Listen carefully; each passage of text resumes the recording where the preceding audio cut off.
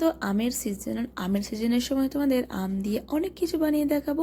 তাই আজকে শুরু করলাম পাকা আম দিয়ে কেক তৈরি, তাও ডিম ছাড়া। তো চলো দেখে নাও আমি কীভাবে কেকটা বানিয়েছি। আমি যেটা পাকা আম ভালোভাবে ধুয়ে নিয়েছি, এর খোসাটা ছাড়িয়ে আমরা ছোটো ছোটো টুকরো করে নেব। মিক্সিং জারে ছোটো ছোটো টুকরো করে দিয়ে দেব। ছোটো ছোটো টুকরো করে নেব যাতে আমটা খুব ভালোভাবে ব্লেন্ড হয়ে যায়, একটু যেন দানা দানা না থাকে। এবার দেব হাফ কাপ চিনি। আমটা খুব মিষ্টি তাই চিনিটা হাফ কাপই লাগবে। দেবো একটু দুধ, দিয়ে খুব ভালোভাবে এটা ব্লেন্ড করে নেব। দেখো খুব ভালোভাবেই কিন্তু ব্লেন্ড হয়ে গেছে, একটু কিন্তু দানা দানা নেই। নেব একটা বড় সাইজের পাত্র, নিয়েছি 1 কাপ ময়দা। এই কাপের 4 ভাগের 1 ভাগ নিয়েছি সাদা তেল, দিয়েছি বেকিং পাউডার, বেকিং সোডা, দেব সামান্য একটু লবণ। দিয়ে খুব ভালোভাবে ময়দার সঙ্গে তেলটা মিক্সড করে নেব।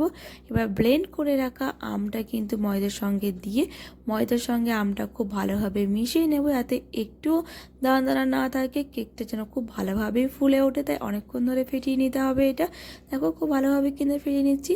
এর ঘনত্ব করার জন্য দেবো একটু দুধ। আমি কিন্তু এখানে ঠান্ডা দুধই ইউজ করেছি, ঠান্ডা দুধই ইউজ করতে হবে। এবার দুধটা কিন্তু একেবারে দিয়ে দেবে না, একটু একটু করে দিয়ে দেখো ঘনত্বটা এরকমভাবে তৈরি করতে হবে, একটু পাতলা। তারপর নিয়েছে কেক বানানোর জন্য একটা পাত্র, ওপর থেকে দিয়েছে একটা কাগজ, একটু তেল ব্রাশ করে দিয়েছে, কেকটা যেন খুব ভালোভাবে উঠে আসে। দেব গ্রেভিটা ওর মধ্যে দিয়ে ভালোভাবে এটা প্লেটটা ঝাঁকড়ে নেব, যাতে খুব ভালোভাবে কেকটা ফুলে ওঠে। এবার দেব ওপর থেকে একটু ড্রাই ফ্রুটস। আমি এখানে একটা কাজুই দিয়েছি, আর কিছু দিইনি। তোমরা চাইলে এখানে কাজু, আমন্ড, পেস্তা দিতে পারো, খেজুর। এবার একটা পাত্রে আমি ওভেনে একটা পাত্র বসিয়ে দিয়েছি, একটা স্ট্যান্ড, আর গ্রেভিটা দিয়ে দিয়েছি। কেক বানানোর জন্য যে পাত্রটা দিয়ে 45 মিনিটের জন্য রেখে দিয়েছি। 45 মিনিট পর ঢাকনা খুলে দেখি সুন্দর একটা গন্ধ বেরিয়েছে, সাইডটা কিন্তু ব্রাউন হয়ে গেছে। আর একটা স্টিক দিয়ে দেখলাম এটা কাঁচা আছে কিনা, কিন্তু দেখো একদমই কিন্তু কাঁচা নেই, খুব ভালোভাবে এটা ফুলে উঠেছে। আর দেখো নামিয়ে ঠান্ডা হওয়ার জন্য রেখে দিলাম, ঠান্ডা হওয়ার পরে কেকটা খুব ভালোভাবে উঠে আসে।